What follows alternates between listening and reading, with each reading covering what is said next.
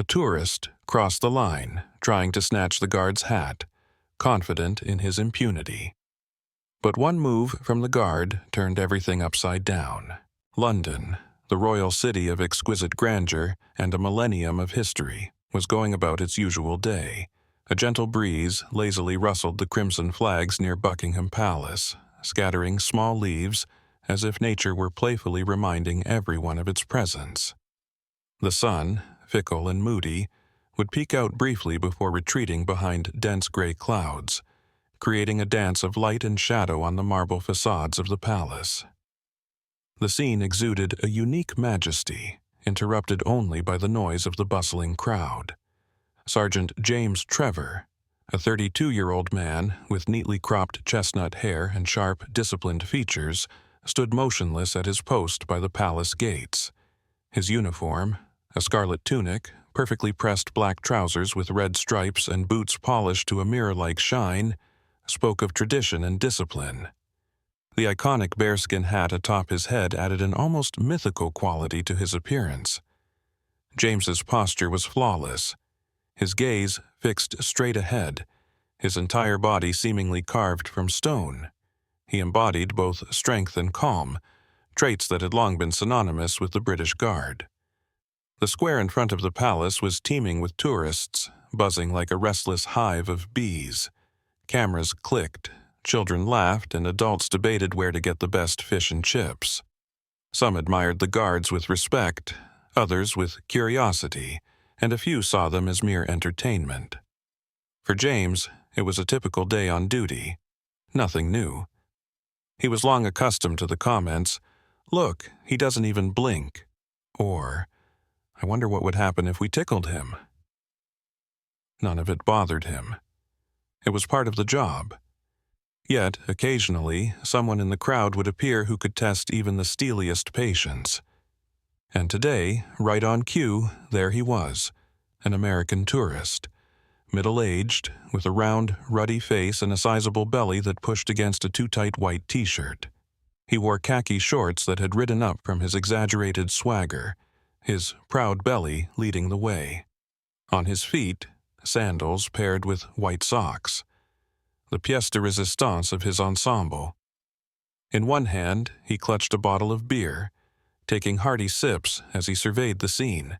He was the walking embodiment of the stereotype of a tourist who believes the world revolves around them. His loud voice shattered the relative calm of the square. "Hey, buddy!" he shouted, marching straight toward James. The crowd began to turn, sensing a spectacle in the making. "Are you even human, or are you a robot?" he jeered, adding exaggerated gestures for effect. A few people in the crowd chuckled, while others reached for their phones, eager to capture the unfolding drama. James didn't flinch. He stood firm, unyielding as ever. But inside, he felt a familiar irritation bubbling up. This wasn't just someone mocking his work. It was someone who believed they had the right to demand attention simply because they had bought a plane ticket.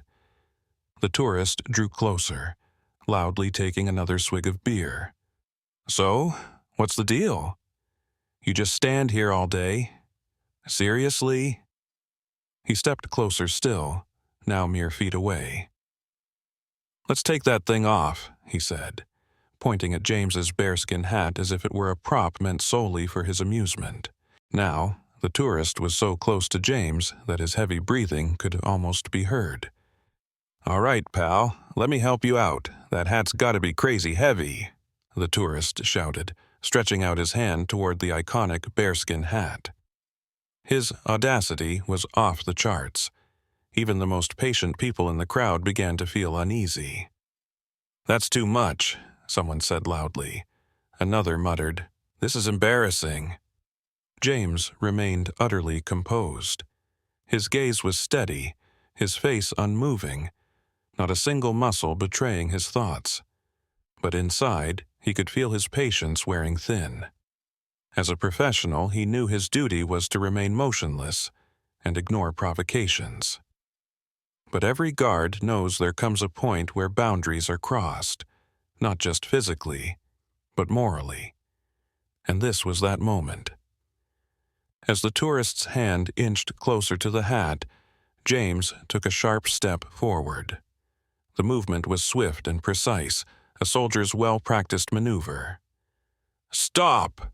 his voice boomed, filled with authority and strength. The sheer force of it stunned the crowd into silence. Even the tourist, so full of bravado just moments before, recoiled in shock, his beer bottle slipping from his hand and shattering on the ground. All eyes were now on James. His icy gaze and commanding tone left no doubt. This was a man who would not tolerate further disrespect. The crowd buzzed back to life. People exchanged glances, murmuring and commenting on what had just transpired. "He had that coming," someone said loudly. For the first time, the tourist looked unsure of himself. His smug grin had vanished, replaced by an expression of awkward embarrassment. James, however, returned to his position, his body once again as still as a statue. The square returned to its usual hum of activity, but the lesson was clear.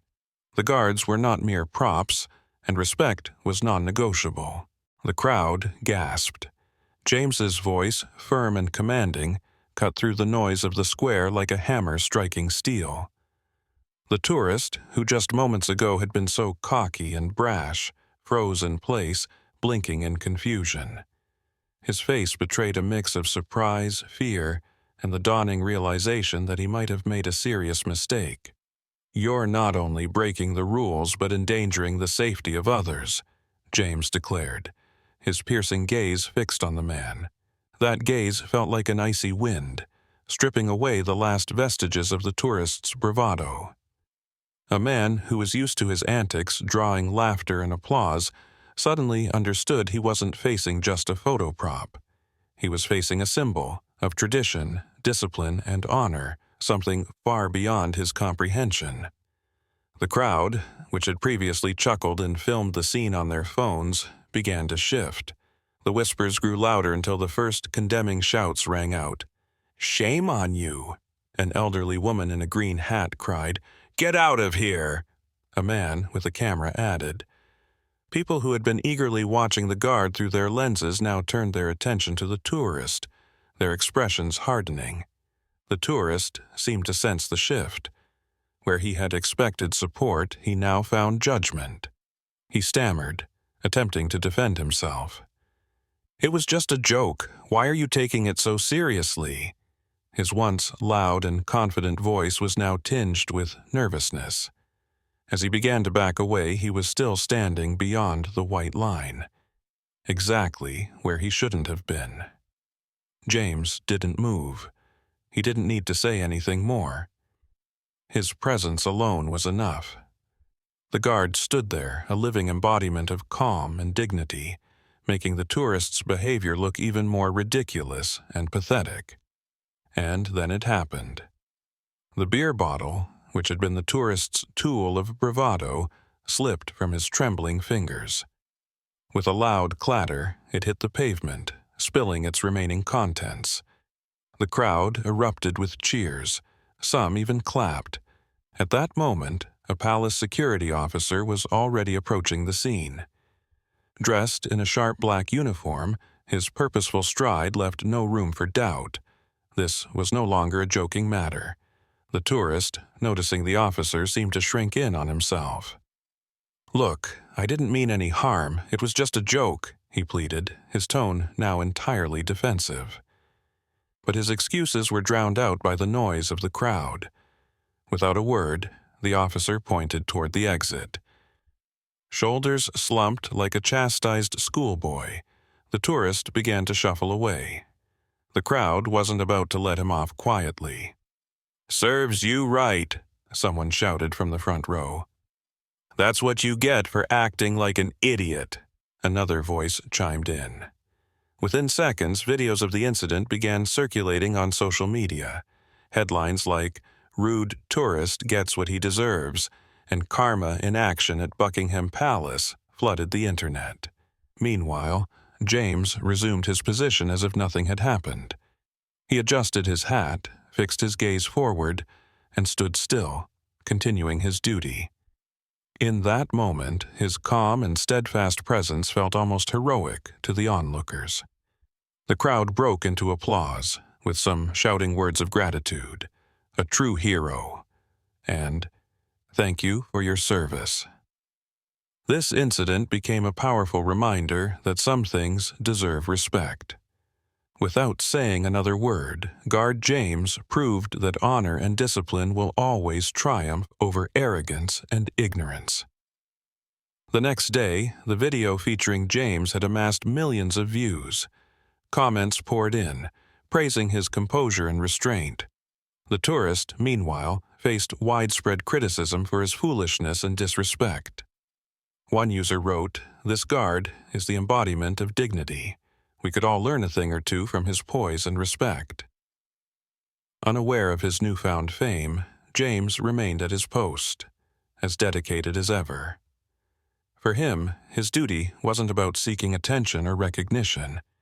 It was an honor, a tradition he upheld with pride,